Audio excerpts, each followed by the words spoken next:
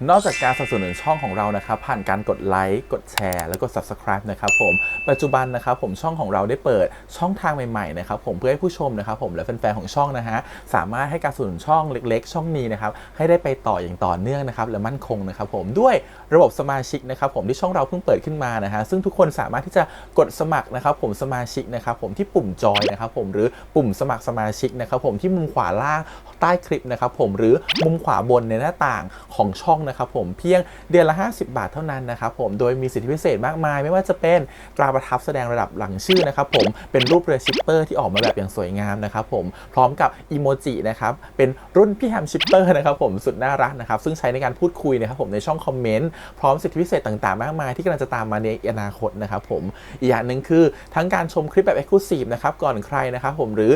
โอกาสที่จะได้ทำกิจกรรมต่างๆร่วมกันในอนาคตนะครับผมก็สำหรับสมาชิกเท่านั้นนะครับผมที่เก็บสิทธิ์นี้เอาไว้ให้กับทุกๆท่านนะครับแต่หากระบบสมาชิกยังไม่หนำใจนะครับผมเรายังมีช่องทางอื่นให้สนับสนุนกันนะครับผมไม่ว่าจะเป็นระบบซุปเปอร์แตงนะครับผมซึ่งหากผู้ชมเนี่ยเจอสัญลักษณ์นะครับรูปหัวใจนะครับผมที่มีดอลลาร์ไซน์นะครับผมหรือสัญลักษณ์รูปเงินดอลลาร์อยู่เนี่ยข้างใต้คลิปใดคลิปหนึ่งเนี่ยสามารถที่จะคลิกนะครับผมเพื่อโดเนทนะครับผมแทนคำขอบคุณนะฮะเพื่อเป็นการสนับสนุนช่องได้นะครับหรือจะเป็นการโดเนทนะครับผ่านบัญชีธนาคารนะครับผมซึ่งได้ใส่รายละเอียดเอาไว้แล้วนะครับข้างใต้คลิปนี้นะครับผมเอาไว้ที่คำบรรยายใต้คลิปนอกจากนั้นนะครับผมเรายังได้เปิด Line Open Chat นะครับซึ่งชื่อว่า ACS Channel Family นะครับผมก็เลยขอเชิญชาวช่องทุกคนนะครับผมเข้าร่วมห้องแชทได้โดยไม่มีค่าใช้จ่ายใดทั้งสิ้นนะครับผมเอาไว้พูดคุยแลกเปลี่ยนข่าวสารกันนะครับผมในครอบครัวของเราและผมได้จัดทำสติกเกอร์ลายรุ่น Lovely พี่แฮมนะครับชิปเปอร์นะครับเอาไว้เป็นสติกเกอร์ที่ใช้พูดคุยกันด้วยนะครับจะได้ใช้คุยกันในกลุ่มก็น่ารักดีนะครับผมหรือจะเอาไปใช้คุยกับเพื่อนๆส่วนตัวก็ได้นะครับไม่ติดอะไรเลยนะครับผมตั้งใจทำออกมามากๆนะฮะเพียงชุดละ35 บาทเท่านั้นนะครับผมใช้ได้ตลอดชีพนะครับผมก็หวังว่าทั้งหมดนี้นะครับผมจะเป็นเรื่องราวดีๆที่จะเกิดขึ้นกับช่องของเราและชาวช่องของเราทุกคนนะครับผมเพื่อมุ่งหน้าต่อไปสู่ปี 2023 ปีนี้และก้าวต่อไปด้วยกันอย่างมั่นคงนะครับผมอย่าลืมสนับสนุนกันนะครับขอบคุณครับ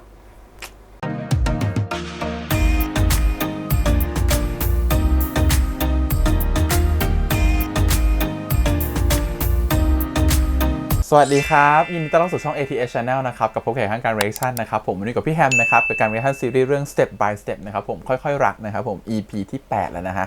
เรื่องราวกำลังเข้มข้นนะครับผมตอนนี้เนี่ยตัวพัดเนี่ยโอ้โห EP ก่อนนี่ดุเดือดเนาะคนมาคอมเมนต์กันข้างใต้เนี่ยคือประเด็นของพัดนะครับผมที่มีทำอะไรกับตัวของพุทธนะฮะแล้วคนบอกทำไมพัดออกมาเป็นคาแรคเตอร์แบบนี้ไม่โอเคเลยนะครับผมแล้วพี่แฮมรู้สึกว่าโอเคพี่แฮมไม่ได้บอกว่าโอเคนะครับผมแต่พี่แฮมรู้สึกแค่ว่าเป็นพี่แฮมถ้านึกถึงตัวละครพัดอะพี่แฮมก็คงยังจะไม่รู้สึกว่าพี่แฮมจะชอบเจ้านายตัวเองนะฮะเลยคิดว่าในมุมของตอนนั้นที่ตัวเองเป็นคนเป็นพัดที่เดินออกมาจากแฟนเก่าแล้วแต่เดินออกมาด้วยยังไม่รู้ว่าเหตุผลอะไรที่ตอนที่เดินออกมาแบบจริงๆจังๆแต่แค่รู้สึกว่าเฮ้เขามาง้อเราขนาดเนี้ยเราก็รู้สึกดีกับเขานะเราก็อยากจะย้อนกลับไปในวันที่มีความรู้สึกดีกับเขาพอเรารู้สึกดีกับเขาปุ๊บค่ะให้โอกาสเขาย้อนกลับไปมาเลยเหมือนกับเราก็ได้เป็นแฟนกันกลับมาเหมือนกับแฟนเก่าที่รีเทิร์นอะไรเงี้ยคนเก่าๆที่รีเทิร์นเพราะความรู้สึกต่างๆมันก็เหมือนกับไม่ต้องเริ่มต้นใหม่อ่ะมันเหมือนสตาร์ทจากจุดที่มันเคยหยุดไปอ่ะได้แต่มันจะมีบางอย่างแหละที่รู้สึกว่ามันไม่เหมือนเดิมแล้วซึ่งตัวละครมันเริ่มคิดได้แล้วเพราะฉะนั้นตัวละครก็จะถ่ายทอดออกมาใน EP นี้แหละว่าสิ่งที่เขาคิดได้คืออะไรทีนี้ถามว่าคุณเจ๋งเนี่ยทำไมถึงแบบว่าก็ทำดีกับคุณพัดนะทำไมพัดถึงไม่รู้ต้องบอกตรงๆว่าพัดอาจจะคิดแต่พัดอาจจะแค่แอบคิดแต่พัดอาจจะไม่กล้าฝันเรามองแบบนั้นนะเพราะฉะนั้นสิ่งที่ทำให้ตัวละครดูทำไมพัดดูเป็นคนแบบโอ้แบบนี้จังเลยแบบมีคนบางคนใช้คำแรงมากเลยนะว่าทำไมพัดดูแบบว่า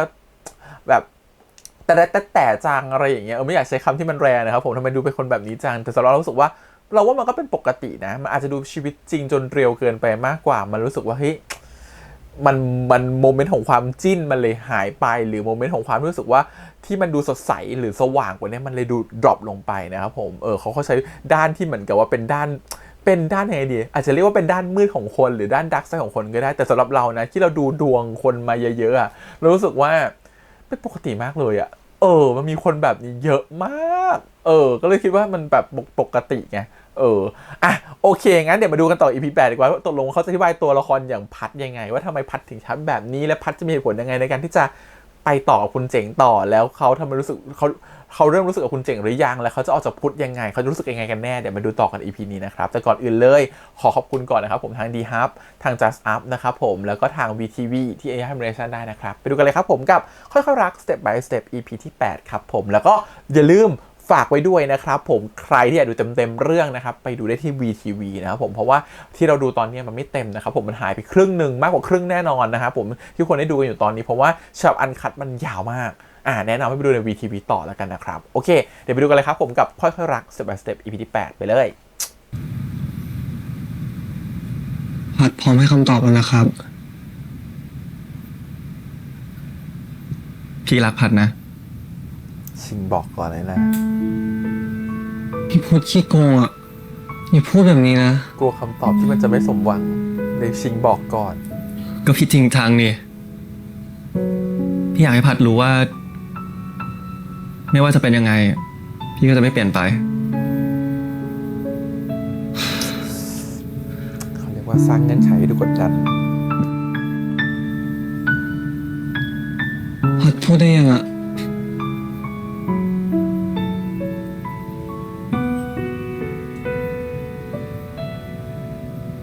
ถ้าพี่บอกว่าไม่ได้อะ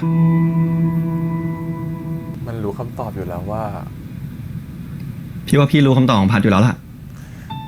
มันมีลูกล่อลูกชนอยู่เนี่ยมันไม่อยากได้คำตอบทำไมอะพัดพี่พลาดตรงไหนหรอพี่ก็ไม่ได้เฉยเมยพัดเหมือนเมื่อ2 ปีก่อนแล้วนี่พัดรู้ครับพี่พูดทำเนี่ยพัดมาก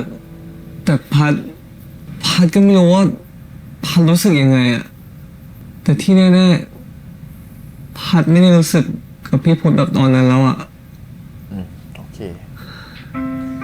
เขาเทียบความรู้สึกของเขากับตัวเองตอนนี้สิ่งที่ทำตอนนี้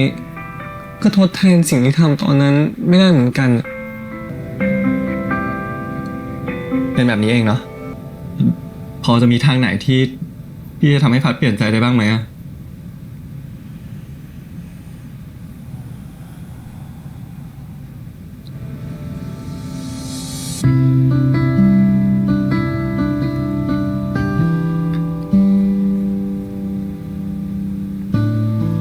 ตัวพัดชอบคนอื่นอยู่เหรอ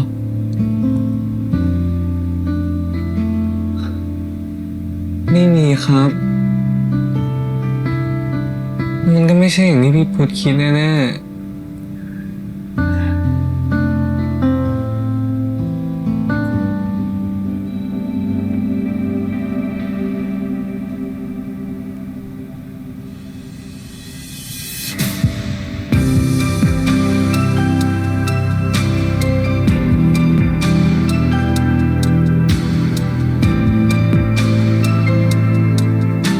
ขอบคุณสำหรับทุกอย่างนะ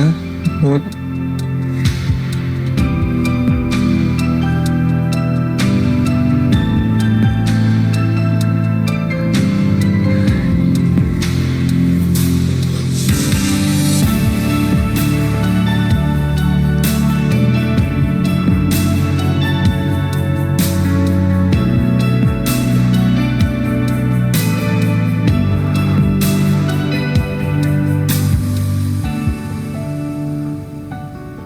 คุณเจ๋งสวัสดีครับ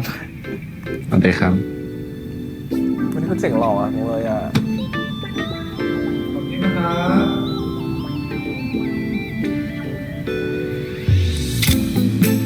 ยังจำสัญญานี้ให้ไว้กับผมได้ไหมครับผมขอผ่านกันได้ไหมครับช่วงนี้ผมไม่ค่อยสะดวกเลย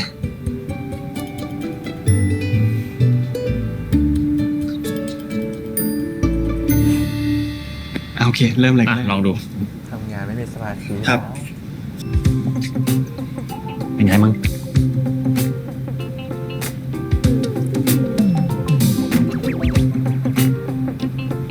นายบอกว่าเจนอยู่กองพี่ต้นไง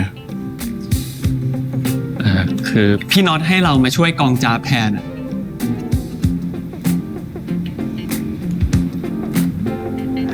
กูอุตส่าห์บอกพี่น็อตให้ย้ายเจนมาอยู่กองอื่นละฝากบอกจ้าด้วยนะว่าไม่ต้องหนีหน้าเราหรอกเด็กสักพักนึงอะเราก็ไปอยู่ที่นี่เราหมายความว่าไงอ่ะคือ คือเจนยื่นใบลาออกมาตอนเช้าอ่ะ ฮะ มันบอกจะกลับไปช่วยงานที่บ้านที่เพชรบูรณ์ แล้วฝากบอกจ้าบอีกอย่างหนึ่งนะ ว่าไอ้จ้าบอะขี้ขาดนายบอกว่ากลับมาแล้วจะเป็นเพื่อนกันไง แต่นี่อะไรอ่ะ ให้พี่น็อตย้ายเราเฉยเลยอ่ะ ตลกดีเนาะทำได้แค่นี้อ่ะ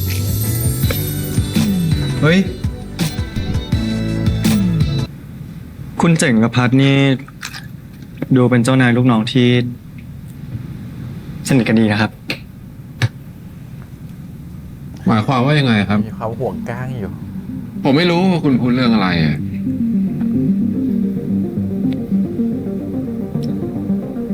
คุณเจ๋งไม่ต้องมาทำเป็นไม่รู้แล้วไหมครับ ผมรู้ว่าคุณเจ๋งรู้ว่าผมกับพัดคบกันอยู่ แล้วก็เลิกกันแล้วด้วย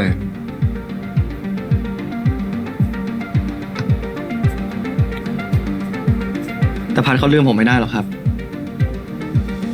เพราะผมเป็นรักแรก แต่ผมจะเป็นรักสุดท้าย เขาว่าเรามีรักแรกเนี่ย ก็เพื่อที่จะเรียนรู้ไม่ให้ทำผิดซ้ำกับรักครั้งต่อๆไปนะครับ เอาไว้ยสู้ไว้ย แต่ผมว่ารักครั้งต่อไปอ่ะ ก็คงไม่ใช่รักกับเจ้านายหรอกนะครับ อุ๊ยแรงอ่ะ อ๋อ แล้วผมว่าพัดเขาก็ไม่ได้คิดกับคุณเจ๋ง เกินกว่าเจ้านายลูกน้องอยู่แล้วล่ะครับ อันนี้เห็นด้วย ที่ผมเตือนคุณเจ๋งนี่เพราะผมหวังดีนะครับ คนที่มีชื่อเสียงแบบคุณเจ๋งเนี่ยคงจะเปิดเผยอะไรมากไม่ได้หรอกครับ ถ้าฉันไม่ได้ใครก็ไม่ได้ ง่ายๆแค่นี้เลย พี่เบมกูว่ามีคนเมากูโนด สองคนนั้น นั่งมองกูมาสักพักแล้ว มึงสวยเปล่า สุด คิดว่าแฟนสองคนหรือเปล่า ๆ คนนี้พ่อเด็กค่ะ ส่งที่ผัว เฮ้ย ไม่เอาหัวได้ป่าวะ อยากเป็นพ่อเด็กอะ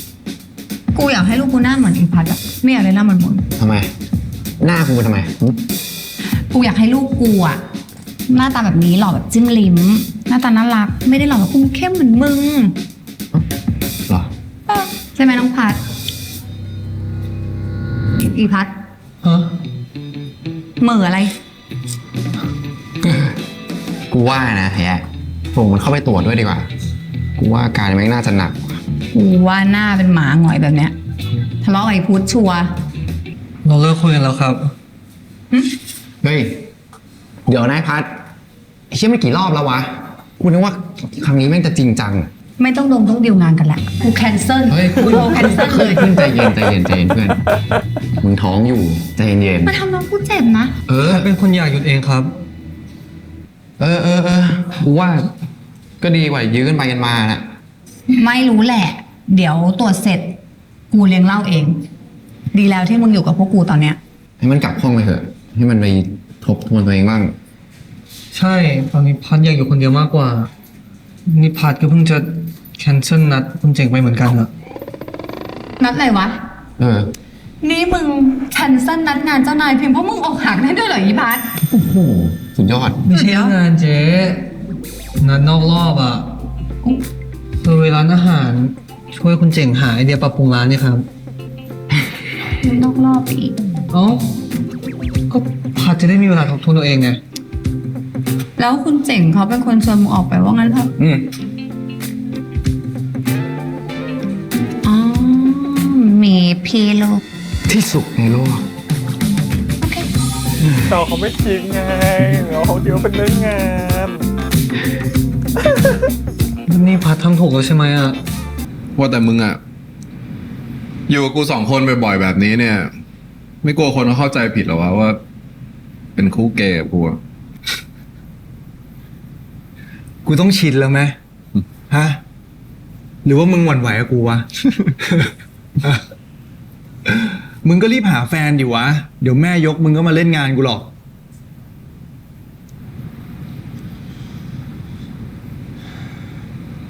กลัวอะไรวะ สู้ดิ สู้อะไรมึง สถานะอย่างมึงเนี่ยคือ มึงจะเลือกใครก็เลือกได้ ถูกต้อง แต่ครั้งนี้มันต่างออกไปว่ะเต้คือ บางทีกูก็รู้สึกเหมือนมีความหวังนะแต่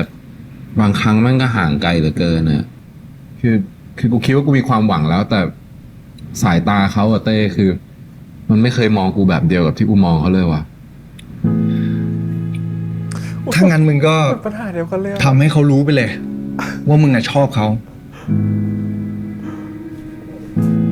แต่ที่เป็นอยู่ทุกวันนี้เนี่ยมันก็ดีมากแล้วนะกลัวทุกอย่างมันจะไม่เหมือนเดิมเลยดิ ดีแล้วเหรอวะ มึงมานั่งหมาหงอยอยู่อย่างเงี้ยคือดีแล้ว ขอบคุณซีรีส์ที่เตือนฉันมาก หรือว่าควรจะต้องตัดใจกับเขาจริงๆแล้ววะกูว่ากูจะยอมครั้งนี้เป็นครั้งสุดท้ายแล้วว่ะแล้วเดี๋ยวกูจะหยุดละ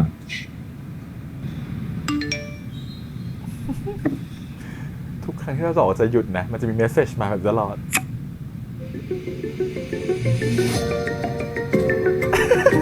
แล้วเราก็จะกลับไปอยู่ในโลกของเรา มึงว่ากูบอกความรู้สึกเขาไปเลยดีป่าวะ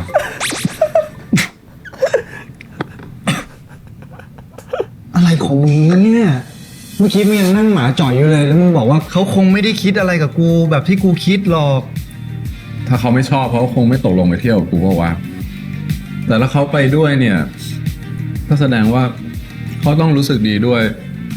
ป่าวะ เล่นงาน ใครวะเนี่ยมาดูดิ ดูดิ โอ้โห ไม่ให้กูดูด้วย ความลับมึงเยอะจริงๆนะเนี่ย ฮะ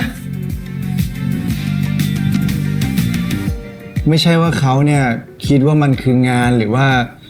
มึงคือหัวหน้าของเขานะ อุ๊ย เออว่ะ จริงด้วย พัดใช่ปะ มึงรู้ตั้งแต่เมื่อไหร่เนี่ย มึงเป็นหัวหน้าแล้วเขาก็เป็นลูกน้องมึง ถ้าเกิดว่ามันเกิดอะไรขึ้นมาเนี่ยกูว่ามันอาจจะมองหน้ากันไม่ติดได้อ้าวเชื่อเครียดเลยทำหน้าหมาหงอยเนี่ย ก็มึงอะแม่งบิ้วกูอยู่ได้ กูขอโทษแล้วกัน แต่คือกูจะบอกมึงว่า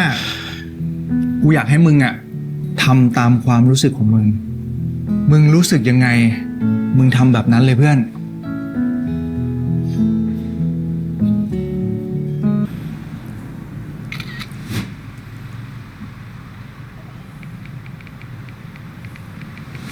ชอบลงสตอรี่ทันเวลาเนี่ยเราเนี่ย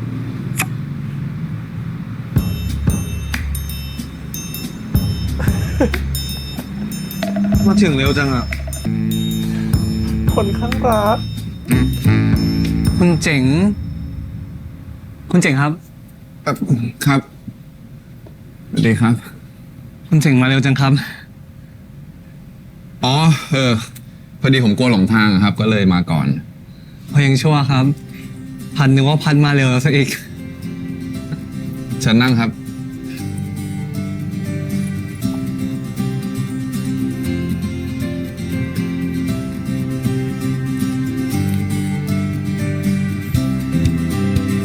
นี่ไม่ใช่การเดทพาร์ทแค่มาช่วยงานเท่านั้น เหมือนจะอดกินไม่ได้แล้ว พ่อครับขอเมนูหน่อยครับพัดสั่งเลยครับ คุณเจ๋งไม่สั่งหรอครับ อ๋อ ผมเอาเป็นซังเกรียออเดอร์เพราะเป็นคาราเมรี่กับทาร์ทาซอสครับ ส่วนอาหารเอาเป็นพิซซ่าหน้ามอสซาเรลล่าแฮมแล้วก็เห็ด พัดสั่งเพิ่มได้เลยนะครับ คุณเจ๋งจะกินคนเดียวทั้งหมดนั่นเลยเหรอครับ อ๋อ ก็สั่งมาทานกับพัดนั่นแหละครับ แต่ว่าพัดสั่งเพิ่มได้นะ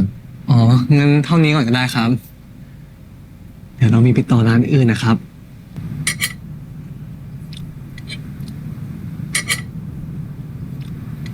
มันเลอะปากอะครับ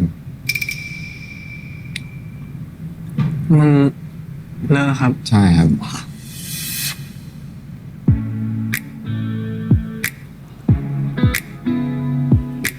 ฉันว่าผัดไม่รู้ตัวแน่เลยอะ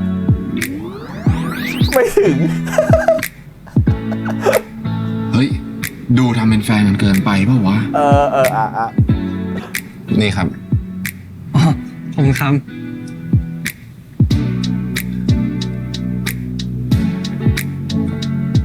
เหมือนพวกเรามาเดทกัน2 คนเลยนะครับ อุ๊ย ก็ดูสิครับในร้านไม่มีใครเลยอะ ครับ ก็ตั้งใจเป็นแบบนั้นแหละ ตอนนี้เป็นยังไงบ้างคะโอเคไหมคะ อย่าบอกว่าเหมา ผมรอ ร้าน โต๊ะนี้แล้วกั นะ นครับ โอเคค่ะ ผมรบกวนเอา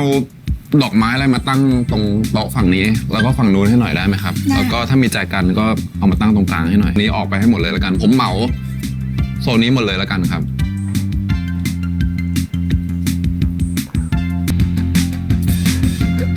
โอ้ยฉันชอบอ่ะ นี่คือฉันอ่ะ เดี๋ยวขอเมนูด้วยนะครับ ได้ค่ะ โอ้ยชอบอ่ะโอ้ยคุณเจ๋งอะฉันรักคุณเจ๋ง ผม อะ เอาเป็นซังกรียา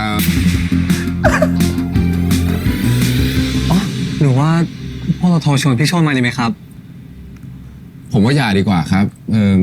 มันกระทันหันไปมั้งเกรงใจโชดด้วยครับ เงินพันให้คุณเจ๋งรีวิวร้านดีกว่าครับ ได้เลยครับ เริ่มจากบรรยากาศแล้วกัน จะว่าไงดีFrance Real Vibe มั้งครับ ส่วนอาหารจัดจานผมให้5รสชาติผมให้4แล้วกัน แต่จะมีจานนี้เนี่ยผมให้5แล้วกัน ผมได้กลิ่นเหมือนใบโหระพาอ่อนๆ เป็นสัมผัสที่แปลกดีครับ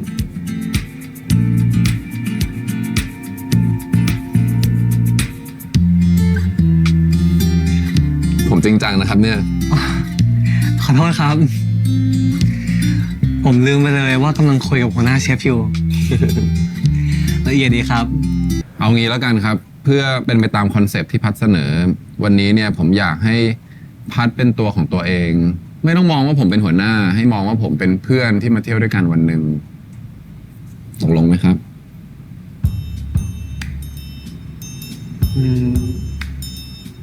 คุยกันเองกับผมเหมือน ตอนที่พัดยังไม่รู้ว่าผมจะมาเป็นหัวหน้าไง ก็ถ้ารู้ใครมันจะไปกล้าบ่นล่ะ อะไรนะครับ ฮะ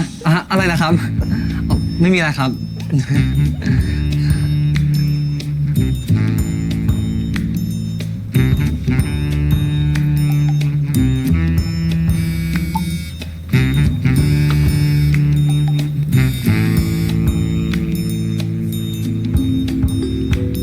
ฮัลโหลพี่โชด พัดเอ็งอยู่ร้านไหมอ่ะคือเจ๊อะแอบเห็นพัดทำสไลด์เมื่อวันก่อนอะร้านน่าสนใจมากเจ๊ก็เลยว่าจะเข้าไปทานวันนี้พอดีบังเอิญเนาะ พี่โชนไม่ต้องมานะ พัดกำลังจะกลับแล้วพอดีครับ เอ้าทำไมรีบจังอะรอเจอเจ๊ก่อนสิเจ๊อยู่หน้าร้านแล้วเนี่ย อุ๊ยตายแล้ว จริงเหรอพี่ผ่านมาแน่เลยครับ ฉันบอกแล้วว่าเนี่ยชอบไปลงสตอรี่เรียว คุณเจ๋ง ไท ครับ ม์เนี่ย ถ้าพวกเรายังไม่อยากให้ใครรู้พวกเราออกหลังร้านดีกว่าครับคุณเจ๋ง ได้ครับ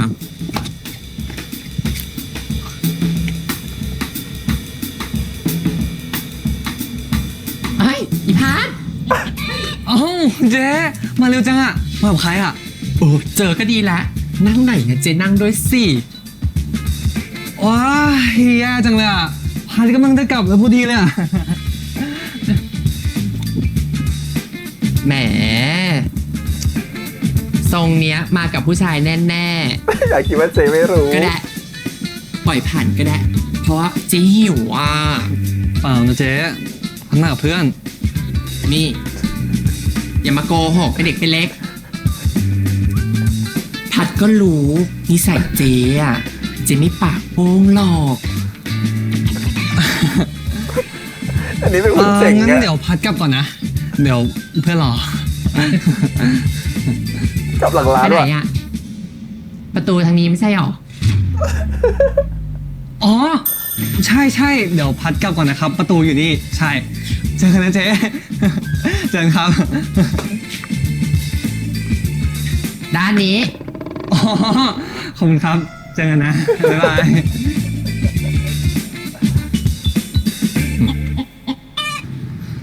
พวกเรานี่เหมือนเด็กเหมือนกันนะครับ หนีคนนู้นคนนี้เหมือนที่หนีพี่ชอย อีพัดหยุดเดี๋ยวนี้เลยนะหยุดตัวดี คุณเจ๋งหนีไปก่อนครับเดี๋ยวพัดจะหุงให้ ไปด้วยกันครับพัด ว้ายคนนั้นเหรอผู้ชายของหล่อนน่ะ สุกจังวะ รอเจด้วยดิโอ๊ยอีพัดรอเจด้วยโอ๊ย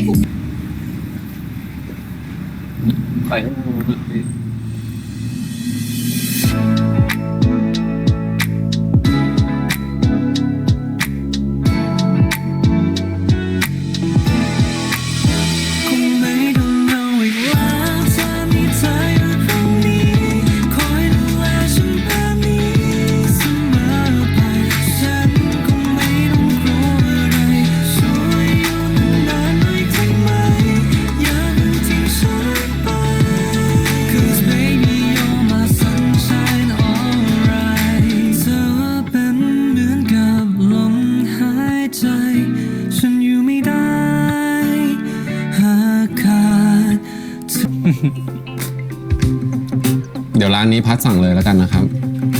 ได้เลยครับ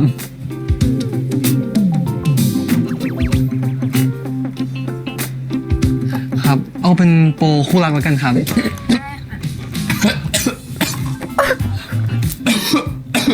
เราไม่คิดแบบนี้สิ วันนี้คุณเจ๋งสำลักบ่อยเหมือนกันนะครับเนี่ย เอาทิชชู่อีกไหมครับ ไม่เป็นไรแล้วครับ จะดีเหรอครับ ทำไมล่ะครับ ก็คุณเจ๋งจะได้เก็บข้อมูลไปทำโปรไงครับแต่ว่ามันตลกดีนะครับ ยังไม่ใกล้วันวาเลนไทน์เลยแต่ว่าเขามีโปรคู่รักด้วยครับ นั่นน่ะสิครับ เรา พัดไม่อึดอัด เลย ใช่ไหมครับ คุณเจ๋งอึดอัดเหรอครับ ไม่ครับ ผมสบาย เฮ้ย ไม่เนียนเลยว่ะ นั่นสิครับทำไมต้องอึดอัดด้วย เราไม่ได้เป็นคู่รักซะหน่อย อุ้ย จริงด้วยครับ เชี่ยเจ็บหนักกว่าเดิมอีกว่ะ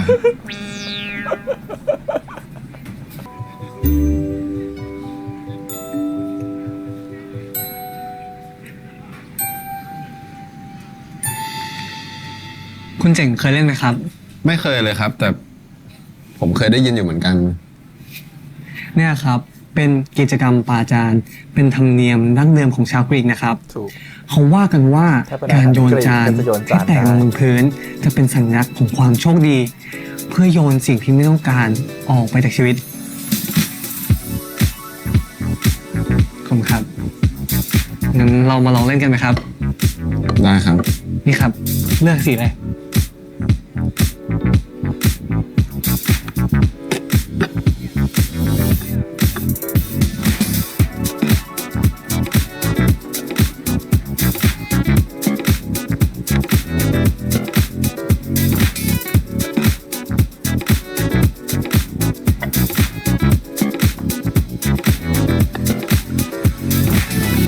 คุณเจ๋งไม่เขียนเหรอครับ เดี๋ยวไว้ก่อนแล้วกันครับ ผมยังไม่รู้ว่าจะเขียนอะไร งั้นเดี๋ยวค่อยเขียนตอนก่อนกลับก็ได้ครับ ได้ครับ งั้นเรากินกันไหมครับ ได้เลยครับ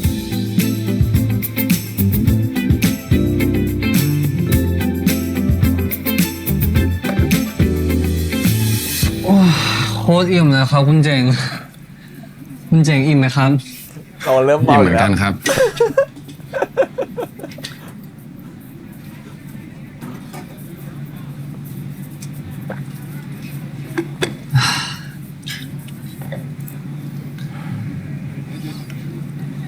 พอได้มาใช้เวลาข้างนอกกับคุณเจ๋งแบบนี้ทำให้พันนึกถึงตอนแรกเลยครับ ตอนนั้นผมเป็นยังไงเหรอครับ อืม เอาจริง พัดรู้สึกเหมือนคุณเจ๋งหลอกพัดเลย ตอนแรกพัดก็คิดว่าคุณเจ๋งอ่ะจะด่าพัดเรื่องเฉาก๊วยซะอีกคุณเจ๋งกลับใจดีเฉย คุณเจ๋งก็เป็นเวอร์ชันเป็นกันเองสุดๆทำพัดอ่ะสบายใจมาก ปรึกษาเรื่องที่แผนกไปตั้งเยอะพอคุณเจ๋งอ่ะเป็นหัวหน้าพัฒเท่านั้นแหละคุณเจ๋งก็เหมือนเปลี่ยนเป็นอีกคนเลยครับ เว้นระยะห่างกดดันพัดไม่ชอบความสัมพันธ์ตอนนั้นเลยครับพัดชอบตอนที่พวกเราไม่ได้เป็นหัวหน้าลูกน้องกันมากกว่า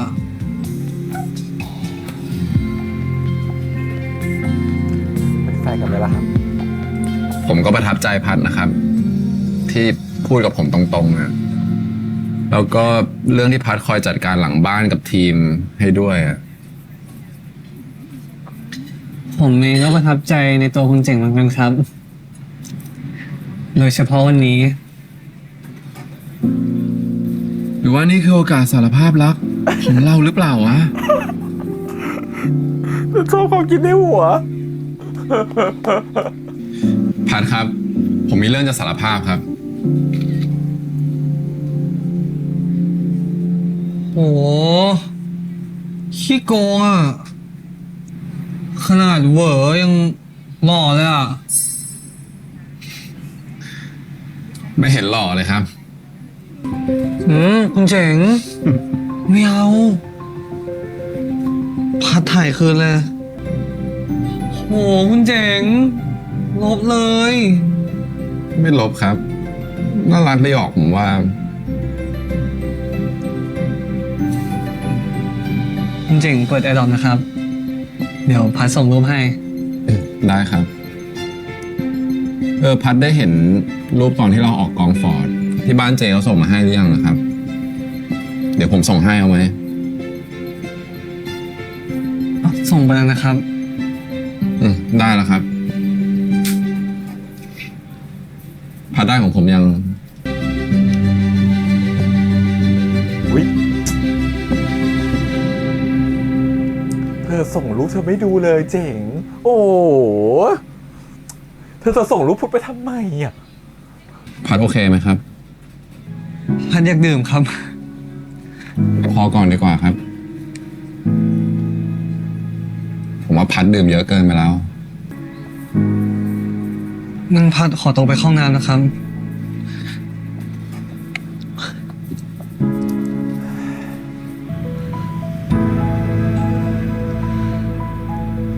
วันนี้มึงอุตส่าห์ทำดีมาทั้งวันแล้วนะเว้ย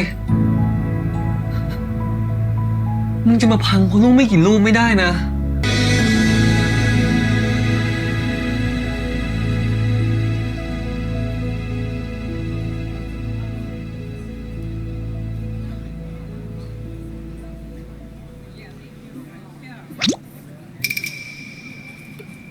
ดูว่าชอบชานมไข่มุก คุณเจ๋งจำได้ด้วยเหรอครับ ผมรู้เรื่องที่พัดกับพุทธแอบคบกันครับ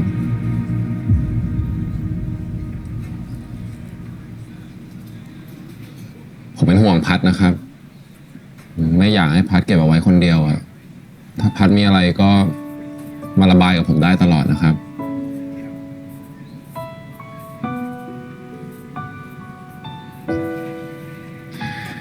แต่วันนี้ผมอาจจะหวังมากไป ผมขอโทษนะครับ ผมรู้สึกเห็นแก่ตัวมากเลยอะ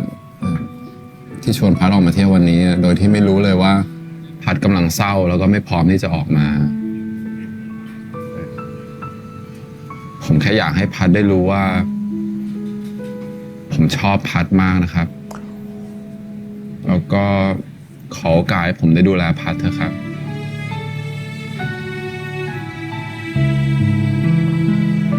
นี่คือสคริปต์ที่สารภาพรักเหรอเนี่ย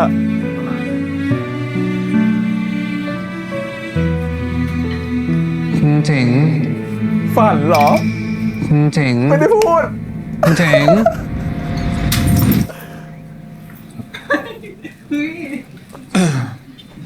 ผมมีเรื่องจะสารภาพกับพัดครับ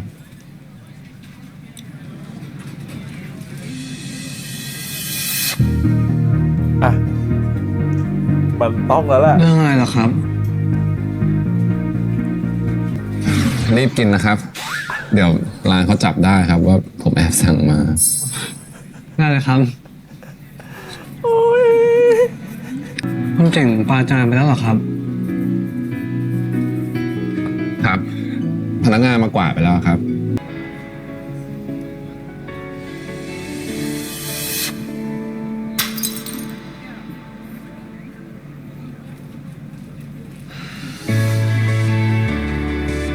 ปกติเวลาอาหารเค้กที่เธอไปกินนะเขาจะเขียนสิ่งที่ตัวเองอยากได้นะแล้วโย โอน เคแล้วใช่ไหมครับ อันนี้เหมือนเขียนสิ่งที่ตัวเองอยากจะทิ้งแล้วโยน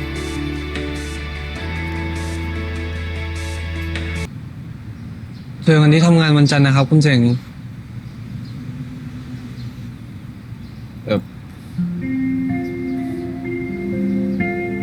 ผมปล่อยพัดกลับบ้านด้วยความรู้สึกแบบนี้ไม่ได้อะครับ คุณเจ๋ง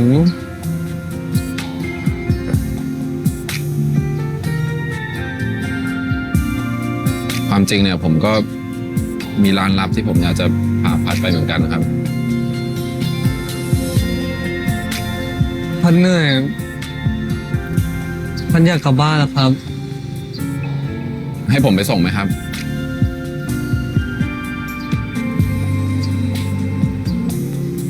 ไม่เป็นไรครับ ไม่รบกวนคุณเจ๋งดีกว่า แต่ผมยินดี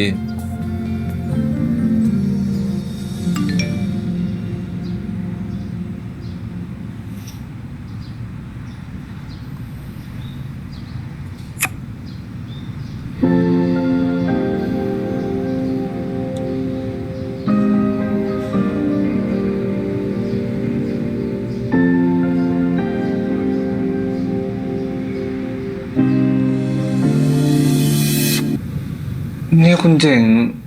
หลอกพันมาแอบลักพาตัวปะเนี่ย ผมไม่หลอกพัดมาหรอกครับ เชื่อสิ ร้านเนี้ยเป็นร้านลับที่ผมกับจ๊าบชอบแอบมาดื่มกัน ลองดูครับ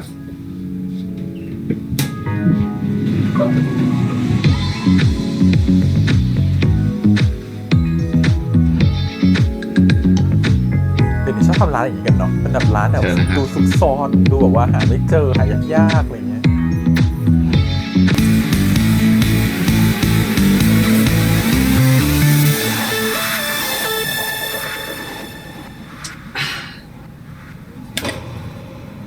นี่มันบอมลูกเราชัด ไหนบอกว่าไม่อร่อยไม่ใช่เหรอครับ มันก็ยังไม่อร่อยครับ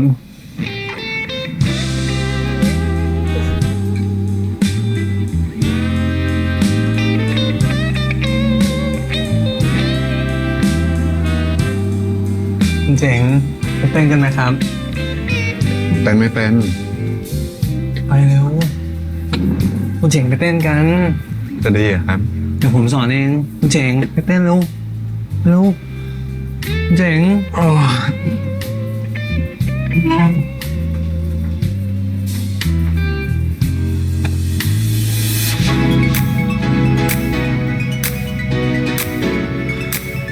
ไม่ค่อยถนัดเลยครับ คุณเจ๋งไม่ต้องมาไม่ต้องมาให้เราเพิ่มหน่อยก็ได้อะไรก็ได้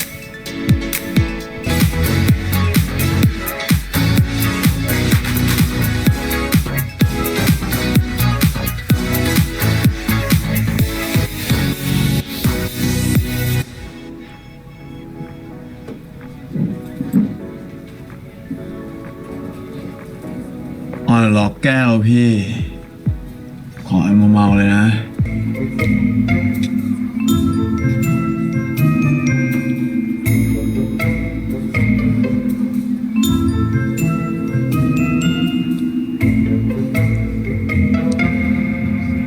เจนแม่งใจร้ายว่ะ ทิ้งจ่าไปลงคอ ๆ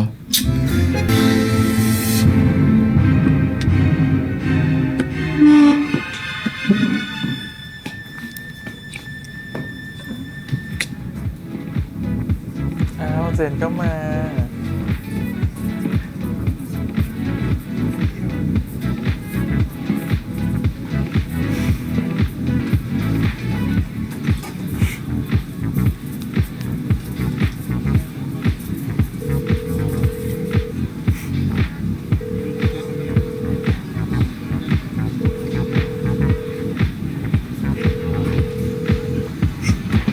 นี่รับโทรศัพท์เหรอ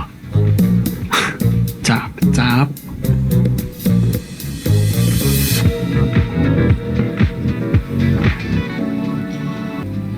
จริงๆอะเรา พัดภาวนาขอให้คุณเจ๋งไม่เลือกร้านที่สองมากที่สุดเลยนะ ทำไมล่ะครับ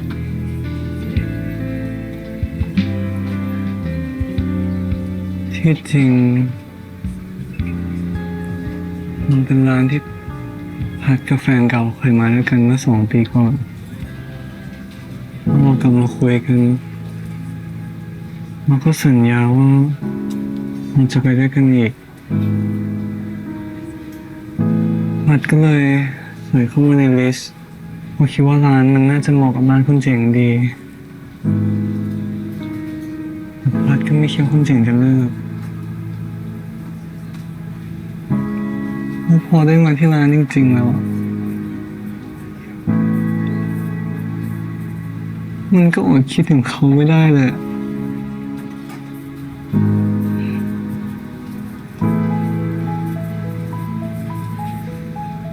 ผมขอโทษครับ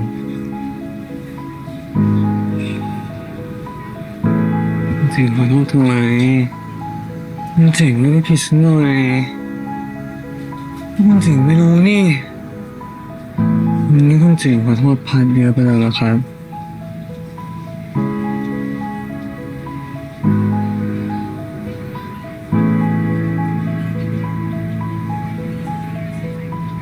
พัดคิดมาตลอดเลยว่าคนที่ถูกบอกเลิกน่าจะเจ็บที่สุด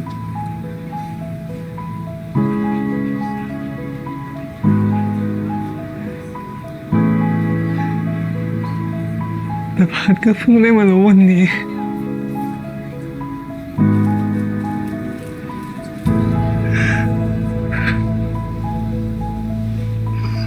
คนที่บอกว่าก็จะไม่แพ้กัน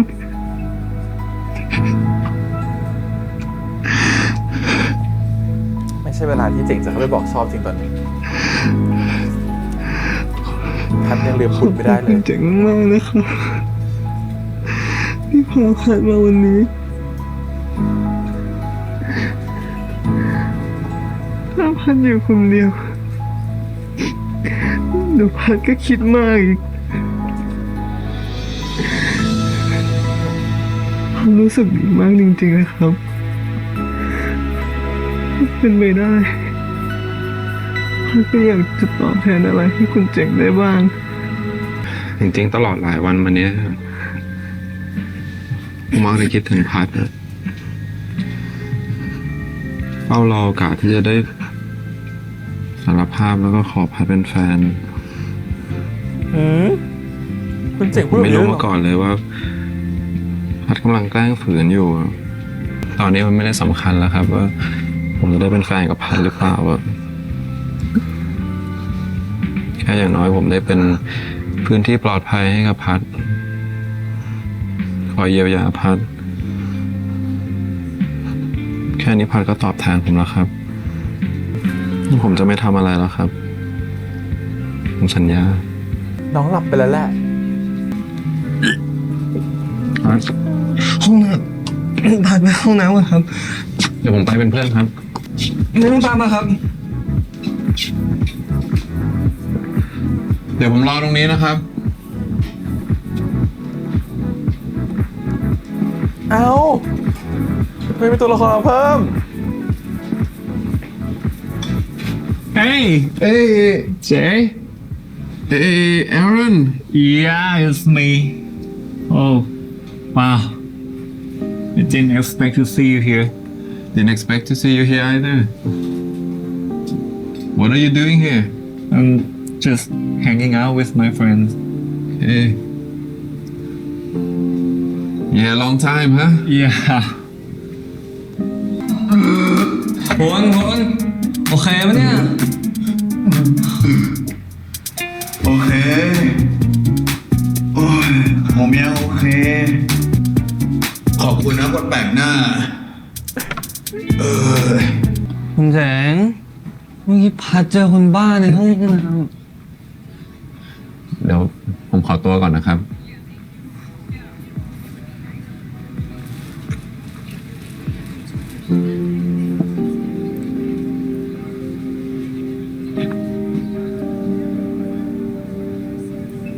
พัดโอเคไหมครับ ำ ดีขึ้นแล้วหรือยัง จริงนี่เพื่อนเยอะเหมือนกันนะครับเนี่ยไปที่ไหนก็เจอหมดเลย สงสัยคนนั้นก็เพื่อนคนนั้นก็เพื่อนใช่ไหมแล้วคนนี้ก็เพื่อน ผมไม่ได้เพื่อนเยอะอย่างที่พัดคิดนะครับ คนเมื่อกี้แฟนเก่าผมเองครับ มันเจ๋งมุกนี้ไม่ผ่าน ผมไม่ได้เล่นมุกครับ มันเจ๋งชอบผู้ชาย ลูกไม่ได้ฟังเขาเลยลูกเมามากโอ้ยถ้าลูกได้ยินไหมเมื่อกี้จบไปแล้ว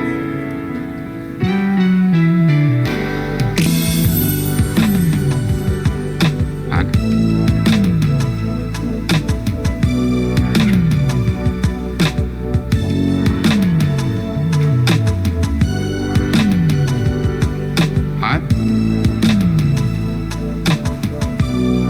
พัดรอผมก่อน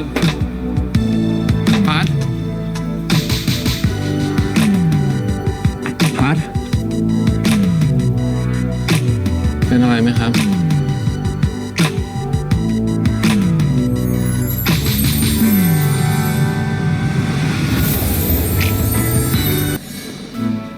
ป้า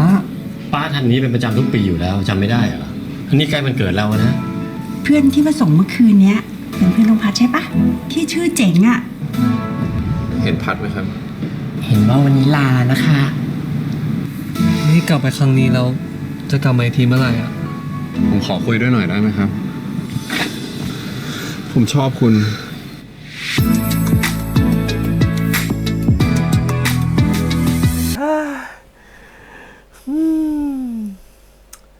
โอเคมาเราว่ามันต้องมีหลายคนที่ไม่ชอบตัวละครพัดใน EP นี้ต่อเนื่องจาก EP ก่อนนะครับผมรู้สึกคือแต่สำหรับเรารู้สึกว่าเราเข้าใจตัวละครตัวนี้มากพอสมควรนะเราก็รู้สึกว่าเราเคยเป็นทั้งสภาพเจ๋งมาก่อนแล้วก็เคยเป็นทั้งสภาพพัดมาก่อนก็เลยเข้าใจในตัวละครพัดพอสมควรเหมือนกันว่าเขารู้สึกยังไงเพราะเราก็เคยมีโมเมนต์ของการที่รีเทิร์นกับคนที่เป็นแฟนเก่าแล้วก็รู้สึกว่ามันไม่เวิร์กแล้วก็รู้สึกว่ามันต้องจบแหละมันเป็นอะไรที่รู้สึกว่าเราคล้ายๆกับพัดเลยคือมันความรู้สึกที่มันกลับมาเจอกันใหม่กลับมารีเทิร์นใหม่มันไม่เหมือนเดิมที่ความสุขที่เคยมีมาเพราะฉะนั้นพอมานั่งคิดกับตัวเองว่ามันไม่ใช่ความสุขแล้วเราควรจะปล่อยมันดีกว่าแต่การปล่อยมันก็รู้สึกว่ามันก็เสียดายการปล่อยครั้งนี้ก็รู้สึกว่าเฮ้ยแบบมันเป็นการปล่อยที่เราตัดสินใจถูกจริงหรือเปล่าหรือมันเป็นการปล่อยด้วยอารมณ์ของเรามันเป็นการปล่อยด้วยความรู้สึกของเราแล้วมันก็รู้สึกว่าพอปล่อยออกไปแล้วมันก็กลับมานั่งเสียใจเหมือนกันเหมือนที่พัดเป็นอยู่ตอนนี้เหมือนที่เขาพูดว่าเขาคิดว่าคนที่ถูกบอกเลิกควรจะเสียใจเนาะแต่กลายเป็นว่าเขาก็เสียใจเหมือนกันแต่ความเสียใจนั้นมันถูกกดเอาไว้เพราะเขาคิดว่าเขาเป็นคนเลือกเองแล้วเขาเป็นคนตัดสินใจเองมันก็เลยไม่ได้เผยด้านที่มันรู้สึกแย่ออกมาแล้วมันก็ตัดสินใจที่จะแบบว่าเปิดโอกาสตัวเองแต่ไม่ได้เป็นการเปิดโอกาสเพื่อจะคบใครใหม่นะแต่เป็นการเหมือนกับโอเคอย่างน้อยฉันก็ไม่ได้อยู่คนเดียวว่ะในวันหยุดของฉันอย่างน้อยไปทำแอคทิวิตี้กับเจ้านายก็ได้ไปออกไปทำนู่นทำนี่กับเจ้านายก็ได้ก็เลยเลือกที่จะตัดสินใจมากับคุณเจ๋งนะครับผม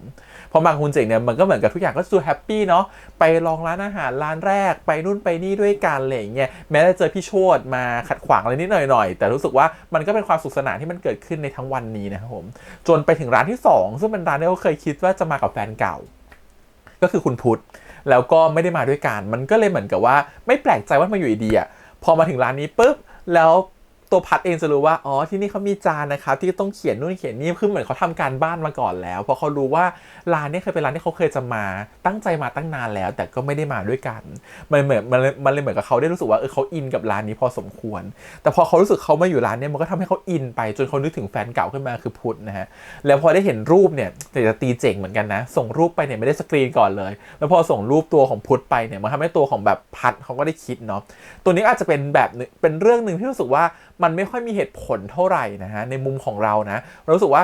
การที่ส่งรูปไปแล้วทำให้ตัวของพัดเห็นว่ามีพุทธอยู่ในนั้นและเป็นการกระตุ้น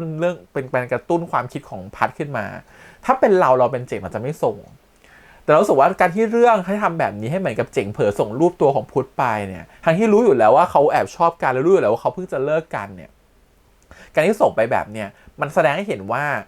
เรื่องพยายามจะพุชตัวละคร2ตัวเนี่ยทั้งตัวพัดแล้วก็เจ๋งอ่ะไปในเวนี้เหมือนเป็นการบอกว่าเนี่ยพอเดี๋ยวเห็นรูปนะพัดมันต้องเกิดอารมณ์น้อยแบบนี้นะแล้วเราก็ต้องมาต่อกันที่ร้านเหล้านะเสร็จแล้วก็ต้องมาเจอโมเมนต์ของการที่พัดมารู้ว่าคุณเจ๋งชอบผู้ชายเหมือนกันรู้ว่าคุณเจ๋งมีแฟนเก่าเป็นผู้ชายและตัวพัดเองอ่ะก็ต้องมาเกิดโมเมนต์ที่เกิดว่าฉันรู้สึกเสียใจจังเลยในวันนี้แล้วก็ต้องมาเกาะกับคุณเจ๋งให้คุณเจ๋งได้มีโอกาสได้พูดความรู้สึกตัวเองออกมาคือมันเหมือนเรื่องพยายามจะดันมาด้วยเหตุผลตรงนี้เรารู้สึกว่าเราไม่ค่อยชอบตรงนี้เท่าไหร่เพราะรู้สึกว่ามันไม่ค่อยมีเหตุผลสำหรับเราที่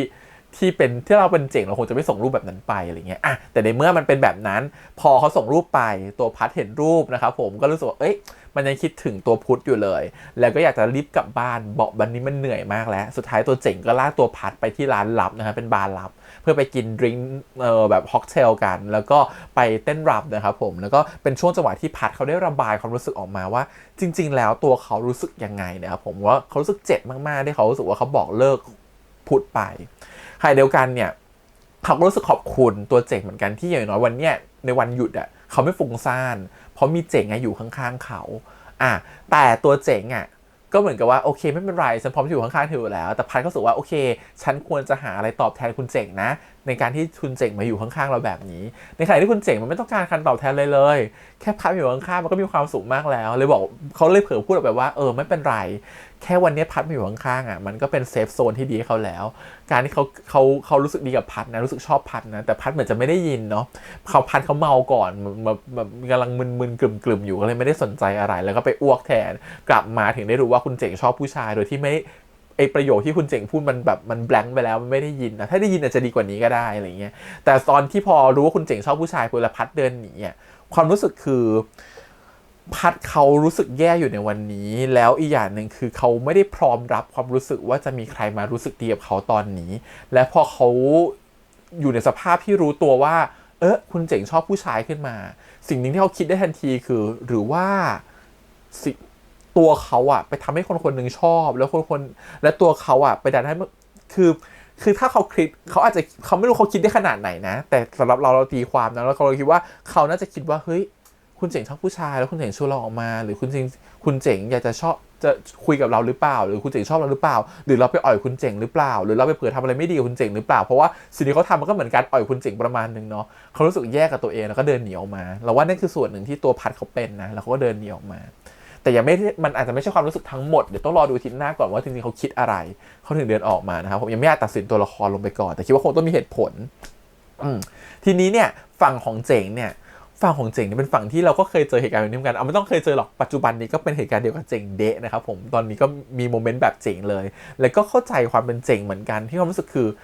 อมันมีหลายๆประโยคที่มันพูดออกมาแล้วมันโหสะท้อนแล้วมันจี๊ดใจเราเหมือนกันนะตอนที่คุยกินกับเพื่อนเนาะที่กินดริงกินไวน์กับเพื่อนแล้วเพื่อนถามบอกว่าแล้วความรู้สึกของแกตอนนี้มันเป็นยังไงนู่นนี่นั่นอะไรอย่างเงี้ยแล้วตัวเจ๋งเขารู้สึกว่าเขากังวลถ้าสมมติว่าเขารู้สึกดีกับคนหนึ่งแต่เขาก็รู้สึกว่าเขาไม่รู้สึกว่าคนนั้นดีกับรู้สึกดีกับเขาหรือเปล่าหรือเขาคิดไปเองหรือคนนั้นเขาคิดยังไงกับเ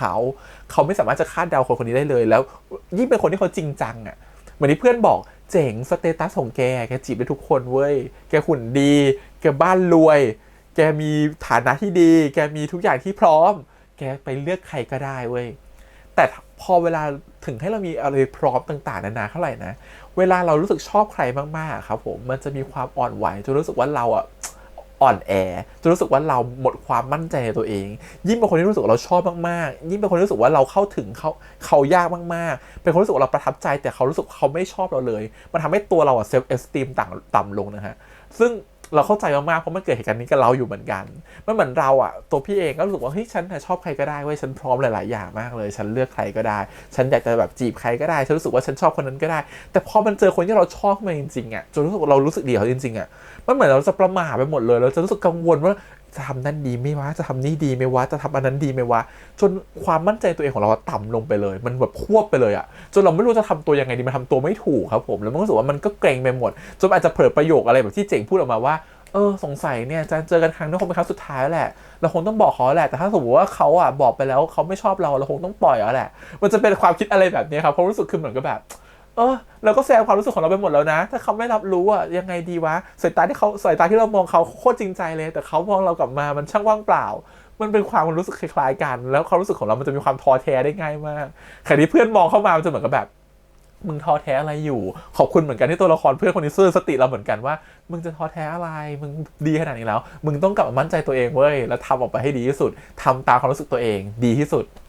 เพราะความรู้สึกคือมันแบบคุณไม่จำเป็นต้องท้อแท้อะไรเลยเมื่อว่าจริงๆแล้วคุณน่ะแค่รู้สึกดีกับคนหนึ่งเท่านั้นเองคุณไม่ต้องประมาทกับตัวเองแต่มันห้ามไม่ได้เนาะยังไงคนมันก็ประมาทมันมีประโยชน์หนึ่งของเพื่อนที่ชอบมากตอนที่เหมือนกับว่าเพื่อนบอกว่านอกจากแกจะดีขนาดนี้แล้วแกเลือกใครก็ได้แล้วเนี่ยสิ่งที่มันเกิดขึ้นคือประโยชน์หนึ่งตอนที่บอกว่าตอนหากเจ๋งที่ว่าถ้าเราพูดออกไปความรู้สึกของเรากลัวทุกอย่างมันจะไม่เหมือนเดิมแล้วชอบประโยชน์ของเพื่อนมากว่าแล้วทุกอย่างตอนนี้ถ้ามึงไม่พูดไปมันจะเหมือนเดิมหรอวะแล้วมันจะมีอะไรดีขึ้นมาถ้ามึงไม่พูดไปมึงจะเป็นหมาหงอยมึงจะโอเคเหรอมันเตือนสติเรามากว่าจริงๆแล้วอ่ะมันโตขนาดนี้แล้วเนาะถ้ามีความรู้สึกอะไรก็พูดออกไปเถอะมันไม่ต้องมานั่งเก็บเอาไว้หรอกเพราะว่าการที่พูดออกไปแล้วกลัวเปลี่ยนสถานะมันยิ่งทำให้เราเป็นหมาหงอยมากกว่าเพราะฉะนั้นเราอย่ากลัวดีกว่าเราควรพุ่งออกไปแล้วก็พร้อมที่จะแบบว่าพูดในความรู้สึกของเราดีกว่าแต่ไม่จำเป็นต้องผมไปบอกชอบเขาเลยทันทีรอโมเมนต์รอจังหวะดีๆแล้วก็เข้าไปพูดนะครับผมความรู้สึกคือมันรู้สึกว่านี่แหละคือสิ่งที่เจ๋งกำลังเป็นอยู่ตอนนี้คือเจ๋งพอมันกังวลมันก็รู้สึกว่าฉันอยากจะวางแผนแบบนั้นวางแผนแบบนี้เห็นป่ะขนาดไปจัดร้านตอนเช้านะไปแต่เช้าเพื่อไปจัดร้านเพื่อทำให้ทุกอย่างโมเมนต์มันออกมาดีเพื่อจะได้มีโอกาสในการบอกชอบหรือบอกความรู้สึกเงี้ยแต่สุดท้ายก็ไม่ได้พูดออกไปอยู่ดีเพราะอะไรไหมเพราะสุดท้ายยิ่งเราเตรียมเยอะสำหรับเวลาความรักครับเวลาเราเตรียมเยอะเท่าไหร่เราวางแผนเยอะเท่าไหร่มันจะผิดแผนทุกทีนะครับผมเพราะว่ามันเป็นความรู้สึกของคนอีกฝ่ายนึงด้วยบางทีการที่คุณเตรียมเยอะคุณจัดเตรียมนู่นเตรียมนี่มันเป็นสคริปต์เกินไปแต่ความรักมันคือความรู้สึกครับมันไม่ควรมีสคริปต์นะครับผมเพราะฉะนั้นมันควรจะมีความรู้สึกที่เหมือนกับว่าวันเวลาให้โมเมนต์มันพาไปแล้วคุณก็พูดไปตามความรู้สึกของคุณดีกว่าเพราะฉะนั้นเป็นตัวของตัวเองดีที่สุดนั่นคือสิ่งที่รู้สึกว่าเพื่อนเขาเตือนมารู้สึกว่ามันก็กระทบใจเราเหมือนกันว่าเนี่ยรู้สึกว่าทีเราชอบใครบางคนมากๆทีเราไม่ค่อยเป็นตัวของตัวเองเท่าไหร่แล้วก็ชอบนอยชอบพารานอยชอบคิดว่าเขาไม่รักเราเขาไม่ชอบเราแน่เลยเดี๋ยวตัดจบแค่นี้ดีกว่าโดยที่เรายังไม่ลงมือทำอะไรเลยเรายังไม่เคยไปเดินไปถามเลยว่ารู้สึกยังไงบางทีนะเรากลัวคำตอบเหมือนกับที่พุทธกลัวคำตอบพุทธเขาพยายามจะกลัวคำตอบแล้วพยายามจะตอบไปทางอื่นหรือไม่อยากได้ยินคำตอบเนาะแต่บางทีคนเราไม่กล้าพูดความจริงไม่กล้าบอกความรู้สึกเพราะเรากลัวคำตอบที่จะได้มาแต่ทั้งนี้จริงเราไม่รู้หรอกว่าคำตอบมันตอบมาบวกหรือลบเนาะแต่สุดท้ายเราก็ต้องยอมรับในคำตอบนั้นแต่ส่วนใหญ่คนแค่ยังไม่ยอมรับคำตอบนั้นไม่กล้ายอมรับคำตอบนั้นเท่านั้นเองแล้วบางทีก็คิดออกไปก่อนแล้วสุดท้ายความทุกข์มันต่างกันไหมมันไม่ต่างกันเลยเพราะว่าการที่เราคิดไปก่อนแล้วโดยที่เราไม่พูดออกมามันก็ทุกข์ไม่ต่างกันที่เรามันไม่ทุกมันก็ทุกไม่ต่างกันหรอกเพราะว่าหากเราพูดไปแล้วได้รับคำปฏิเสธกลับมากับการที่เราไม่พูดเลยแล้วเรามานั่งคิดเองโอเวอร์ทิงกิ้งเองก็ทุกเหมือนกันสุดท้ายมันก็คือการที่บอกความรู้สึกครับแต่มันต้องหาโมเมนต์หรือจังหวะดีบอกเท่านั้นเองก็เลยชอบแบบเพื่อนส่วนจังหวะแบบชอบจังหวะที่แบบว่าเจ๋งพอมีเมสเสจจากพัดมาว่าผมจะไปนู่นนี่นั่นกับหัวหน้านะครับปุ๊บมันก็แบบทุกอย่างมันก็น่าบานมีความสุขมันคือโมเมนต์ของคนข้างรักครับมันคือคนแอบชอบเราก็เป็นอยู่ตอนนี้เขารู้สึกคือเหมือนกับแบบแค่เมสเสจเขาแบบวันนี้นอยทั้งวันเลยเขาไม่ตอบเรานู่นนี่นั่นเขาแบบจะไปกับเราหรือเปล่านะพอเขาแค่พิมพ์มาเมสเสจเดียวทุกอย่างโลกเปลี่ยนไอ้ที่บอกว่าจะเจออีกครั้งสุดท้ายจะตัดเขาแล้วนะลืมหมดเดี๋ยวก็ไปต่อเรื่อยๆไม่เป็นไรหรอกฉันมีพลังใจใหม่แล้วแค่1เมสเสจนั่นแหละโอ้โหฉันใจฟูก็ไปเลยเหมือนเจ๋งเดะชอบมากความรู้สึกคือแบบใจฟู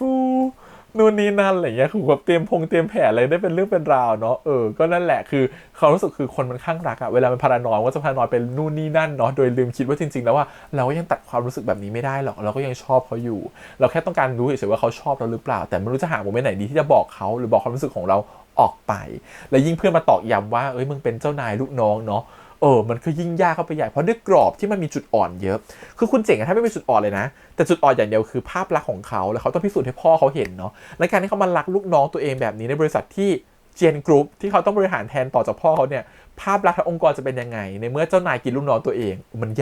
นดูแย่มากเลยเนาะเพราะฉะนั้นมันเหมือนกับที่ตัวพัดบอกนะว่าถ้ากลับไปเจอคุณเจ๋งก่อนนั้นก่อนที่ตอนที่ทำเฉาก๊วยหกลงรองเท้าเนี่ยเป็นคุณเจ๋งที่เขาไม่ได้เป็นเจ้านายเราเนี่ยมันคงจะดีกว่านี้เนาะมันคงจะอะไรมันคงจะง่ายกว่านี้เยอะเลยตรงนั้นเราสุดคือแบบมันเป็นจุดอ่อนจุดใหญ่เลยแล้วก็เป็นจุดสำคัญด้วยว่าตรงเนี้ยคุณเจ๋งจะเอาชนะยังไงแต่เรารู้สึกว่าทางออกที่ดีที่สุดนะคือพัดถ้ายังชอบกันอยู่หมายต้องคบกันแบบลับๆไปก่อนแล้วสุดท้ายพัดอาจจะต้องย้ายไปอยู่ที่ทำงานอื่นแล้วค่อยกลับมาชอบกันถ้าอยู่ที่ทำงานเดียวกันยังไงก็ยากพูดเลยคือรักในออฟฟิศนี่ก็ว่ายากแล้วนะรักเจ้านายลูกน้องยากกว่านะไม่พอนี่รักเจ้าของบริษัทกับลูกน้องนี่โคตรยาก ดูซีรีส์เกาหลีมาก็เยอะเนาะยากทุกเรื่องนะครับไม่ได้ง่ายนะฮะความรักแบบนี้โอเคทีนี้พอพูดถึงคุณเจ๋งเนี่ยรู้สึกว่าเราชอบการเตรียมการเขานะเขาเป็นคนที่นิสัยดีคูลเขารู้สึกเขามีความเทคแคร์สูงและมีความช่างสังเกตและมีความจดจำแล้วถามว่าภาษารักที่เขาใช้กับพัดมันก็ภาษารักที่ตัวพัดค่อนข้างจะถูกจริตตัวพัดด้วยไม่ว่าจะเป็นเหมือนการพูดจาดีๆเข้าหาแบบน่ารักการจดจำรายละเอียดได้การใช้เวลา quality time ด้วยกันรู้สึกว่าเป็นภาษารักที่ตัวพัดก็ชอบเหมือนกันเราเลยไม่แปลกใจว่าทำไมพัดเขาจะตกหลุมรักคุณเจ๋งก็ตกหลุมรักได้ง่ายเหมือนกันแต่ตอนนี้มันตกหลุมรักไม่ได้ไงเพราะเขามีกรอบของการเป็นหัวหน้ามาคั่นไว้อยู่เหมือนคำที่เพื่อนเขาตอกย้ำมากว่าเฮ้ยเดี๋ยวพรุ่งนี้เราจะไปเดทกับน้องพัดทำไงดิวนี่นั่นเพื่อนบอกว่ามึงไม่ได้ไปเดทเว้ยมึงไปให้เขาช่วยงานเข้าใจเลยเขาเข้าใจความรู้สึกอะไรบางทีนั้นเราก็เหมือนกับว่าไปหลอกคนที่เราชอบนะว่าไปช่วยเราตรงนั้นหน่อยดิช่วยเราตรงนี้หน่อยดิจริงๆเราไหว้วานให้เขามาช่วยเรานะฮะไม่เป็นการอย่างนี้ไม่เรียกว่าการเดทมันคือต้องตกลงพร้อมใจกัน2ฝ่ายว่าเดี๋ยวนี้เราไปทำกิจกรรมด้วยกันนะ1 2 3 4นั่นคือเดทนะครับผมแต่การที่บอกว่าช่วยเราหน่อยวันนี้มีเรื่องอย่างเงี้ยไม่ได้เดทแต่ถามว่ามันดีไหมถ้าเขามาก็ดีและอีกอย่างนึงมันคือการพิสูจน์ใจเขานิดนึงว่าเฮ้ยอย่างน้อยเราก็สำคัญสำหรับเขาเหมือนกันที่เขาเลือกที่จะมาช่วยเราถ้าให้เขารู้แต่มันก็แตกต่างกันนะถ้าเขาไม่รู้ว่าเราจีบเขาอ่ะก็จะคิดว่าก็เป็นแบบเพื่อนๆกันมาช่วยกันนี่ปกติแต่ถ้าเขารู้ว่าเราจีบเขาแล้วเขายังมาช่วยเราอีกอ่ะรู้สึกว่าเฮ้ยนี่ก็เป็นการพิสูจน์ใจได้อย่างนึงเหมือนกันว่าเฮ้ยคนนี้ก็ไม่ธรรมดาคนนี้ไปต่อเขาได้เพราะว่าเขาก็จริงใจจริงจังเหมือนกันกับเราอย่างน้อยๆอาจจะไม่ได้บอกชอบได้ตอนนี้อาจจะเป็นแฟนกันไม่ได้ตอนนี้แต่ความรู้สึกที่เขาแสดงออกมาก็เป็นด้านดีเหมือนกันนะฮะเพราะเขาพร้อมที่จะช่วยเหลือเราเหมือนกันก็ถือว่าโอเคและโดพัทเนี่ยก็น่ารักตรงที่ว่าแบบคุณเจ๋งมาช่วยเราแบบเนี้ยมาเป็นที่พักพิงให้เราแบบเนี้ยเราอยากตอบแทนเลยคุณเจ๋งจังเลยแต่ตอนนั้นก็อยากจะบอกไปเหมือนกันว่าคุณเจ๋งบอกไปเลยชอบเขาตอบแทนอะไรหรอตอบแทนมาด้วยการเป็นแฟนกันสิอะไรอย่างนี้ก็ไม่ได้ก็ประมาณนี้แหละคุณเจ๋งไงเขาสู่คุณเจ๋งตอนนี้มันมีความแบบกังวลสูงมันมีความคาดหวังสูงพอสมควรเรารู้สึกว่าเขาเป็นคนที่ค่อนข้างเป๊ะติด perfectionist ด้วยคือจริงๆความรู้สึกของเจ๋งคล้ายๆกับพี่แฮมมาความรู้สึกคือพี่ก็เป็นคนติด perfectionist นิดนึงนะความรู้สึกคือเราต้องการคนบางทีทุกๆอย่างเราสามารถจัดการได้หมดเลยในชีวิตจัดการทุกเรื่องไม่เรื่องงานเงินเรื่องอะไรเราวางแผนจัดการเป็นเป๊ะเป็นขั้นเป็นตอนหมดเลยตัดสินใจได้ฉับนะครับผมทุกอย่างต้องแบบมีเป๊ะมีการวางแผนทุกอย่างดีเนียบหมดนะครับผมทุกอย่างเป็นไปตามขั้นเป็นตอนหมดแต่พอความรักมันเหลวเป๋วมากความรู้สึกคือเพราะความรักมันกำหนดกฎเกณฑ์ไม่ได้แล้วพอมันคอนโทรลไม่ได้มันควบคุมไม่ได้มันเป็นสิ่งที่ท้าทายกับคนที่เป็นแบบ perfectionist มากวันนี้มาเจอคนที่แบบว่ามันท้าทายมันดูเข้าถึงยากมันดูจัดการไม่ได้มันดูคอนโทรลไม่ได้คนแบบเนี้ยคนแบบ professional จะชอบมากๆความรู้สึกคือเป็นอย่างนั้นนะเพราะว่าอะไรที่มันคอนโทรลได้มันแบบมันง่ายมันปกติมันอะไรมันอยู่ในแผนของเราอยู่แล้วใครที่ดูง่ายกับเราดูคอนโทรลได้มันเราไม่ชอบเราชอบคนที่มันเหมือนเข้าถึงยากๆนี่เป็นแบบว่าแล้วบางทีชอบไปหลงรักคนที่เหมือนกับว่าเขาเพิ่งอกหักมาอะไรเงี้ยเพราะดูมันพอคนอกหักมาบางทีมันจะเปิดใจยากมันเข้าถึงยากก็เลยเข้าใจสไตล์แบบเจ๋งมากว่ามันเป็นยังไงแล้วพอมีความเนี้ยมันต้องแบบทุกอย่างต้องอยู่ในแผนเนาะแต่ไอ้สิ่งเดียวที่มันไม่อยู่ในแผนคือตัวที่เราไปคนที่เราไปคุยด้วยมันไม่อยู่ในแผนเรามัน uncontrollable มันควบคุมไม่ได้แล้วมันเลยเหมือนกับว่าเลยเข้าใจอารมณ์ของเจ๋งมากว่าอยากจะรีบเคลียร์ให้มันจบอยากจะตัดสินสักทีว่าเขาชอบเราไม่ชอบเราจะได้เคลียร์ตรงนี้เขาไม่ชอบเราจะได้เดินต่อเพราะอะไรไหมมันคนแบบนี้ทำให้คนแบบเนี้ยทั้งเจ๋งและตัวพี่เองก็เลยต้องการความเหมือนกับสถานะที่มันชัดเจนต้องการรีบต้องการเหมือนกับว่าคุยกับใครสักคนนึงเนี่ยรู้สึกว่าถึงเวลาสักพักนึงเราก็อยากจะต้องการสถานะที่มันชัดเจนว่าเราจะไปยังไงต่อคนนี้มันจะได้วางแผนต่อถูกมันจะได้คิดต่อถูกว่าเราจะไปยังไงต่อดำเนินชีวิตไปยังไงต่อเพราะเรารู้สึกว่ามันเป็นสิ่งที่เราควบคุมไม่ได้แล้วมันน่าหงุดหงิดในชีวิตเพราะทุกอย่างมันควบคุมได้หมดเลยเราอยากจะควบคุมได้ทุกอย่างเหมือนวางแผนทุกอย่างอยู่ในแผนของเราหมดอะไรเงี้ยแต่พอมันเรื่องนี้อยู่มันเลยคาใจมันเลยความรู้สึกมันเลยค้างคามันเลยอยากจะรีบๆแบบว่าบอกเขาออกไปสักทีนึงทำให้เราเป็นคนมันทำให้ดูเป็นคนที่ทนรอไม่ได้แล้วยิ่งไปจีบคนที่แบบเขาช้าหรือเขาแบบเนิบหรือเขาเข้าถึงยากมันยิ่งต้องใช้เวลาไงมันทำให้คนพวกนี้มันเหมือนกับแบบอึดอัดมันทนต่อไปไม่ได้เลยเข้าใจเจ๋งมากๆว่าแบบถ้าเขาไม่รักเราก็คงจะไปแล้วแหละอะไรอย่างเงี้ยเราผ่านจุดนั้นมาก่อนเหมือนกันว่าถ้าเขาไม่รักเราคงไปแล้วแหละสุดท้ายก็ยังวนเวียนอยู่อย่างนี้แหละเพราะสุดท้ายคือเพราะเขาไม่ไปไหนเหมือนกันที่บอกไปไงแค่เมสเสจเดียวก็เหมือนโดนจูงกลับไปเหมือนโดนลากกลับไปเพราะเราใจอ่อนคนมีความเป็นใจอ่อนอยู่ในตัวนะครับผมก็เลยเข้าใจเพราะว่ามีความนุ่มนวลมีความละเมียดละไมเหมือนคุณเจ๋งเหมือนกันเอาใจช่วยคุณเจ๋งนะครับผมโดนคุณพัดเนี่ย ใครจะมองว่าน้องจริงๆถามว่าน้องเป็นยังไงน้องก็เป็นคนที่อ่อยแรงอยู่นะเป็นคนที่ขี้อ่อยอยู่พอสมควรเหมือนกันก็เป็นตัวละครตัวหนึ่งที่รู้สึกว่าเป็นคนที่ขี้อ่อยไม่เบาอ่ะมีความแบบเสน่ห์แพรวๆอาจจะเป็นความขี้อ่อยที่ไม่รู้ตัวเป็นความขี้อ่อยที่มันเหมือนกับเป็นจริตจักร้านของน้องอยู่แล้วอะไรเงี้ยทีนี้อีกคนหนึ่งที่เราอยากพูดถึงคือพี่เอ๊ะนะครับผมแล้วก็ตัวของบีมเนาะบีมจะแสดงออกนอกหน้ามากเลยว่าอยากจะเป็นพ่อเด็กอะเรารู้สึกว่าเราแปลไม่ผิดแน่นอนว่าสิ่งที่เขาแสดงออกมามันคือการที่เขารู้สึกดีกับนะครับผมเราเลยไม่แน่ใจว่าคู่เนี่ยจะเป็นยังไงต่อไปแต่มันเดายากมากเลยไม่รู้เขาเขียนตัวละครนี้แบบหรือความรู้สึกแบบนี้มาเพื่ออะไรนะมันน่าจะมีปลายทางของมันนะแต่ไม่รู้เขาต้องการสื่อถึงอะไรกันแน่ต้องรอดูต่อไปนะครับผมนี่เรื่องมันเหลือแค่4 ตอนจบแบบมันเดาทางไม่ค่อยออกเลยว่าจะจบแบบไหนส่วนเรื่องเจนกับจ๊าบเนี่ยคือมันความรู้สึกของคนที่มันชอบกันนั่นแหละแล้วเจนเองก็ชอบจ๊าบแต่เจนก็รู้สึกว่าเฮ้ยจ๊าบมันยอมแพ้ง่ายว่ะจ๊าบมันไม่เข้ามาต่อว่ะแต่ถามว่าเข้าใจจ๊าบไหมก็เข้าใจนะมันจะเข้ามาต่อได้ไงในเมื่อเราอาจจะเป็นสาเหตุให้เจนเลิกกับแฟนแล้วเจนก็เหมือนกับว่าคลิปเราเป็นแค่เพื่อนเราก็ไม่อยากจะเข้าต่อแล้วก็เข้าใจเหมือนกันแต่ตัวเจนเองมันแบบก็อยู่เข้ามาอีกทีนี้สิฉันพร้อมเปิดใจแล้วไงทำไมถึงไม่เข้ามาหากลัวอะไรอย่างเงี้ยถึงไม่มาคุยกันให้มันเป็นแบบผู้ใหญ่คุยกันอะไรเงี้ยแต่ในมุมของเรานะเจนก็ผิดเหมือนกันแล้วเจนก็เหมือนกับแบบสิ่งที่เจนทำกับจ๊าบตอนนั้นก็ไม่ดีมันเหมือนทำให้จ๊าบรู้สึกว่าเฮ้ยยูเอาไอเข้าไปเล่นอยู่ในเกมของยูหรือเปล่ามันก็ไม่ค่อย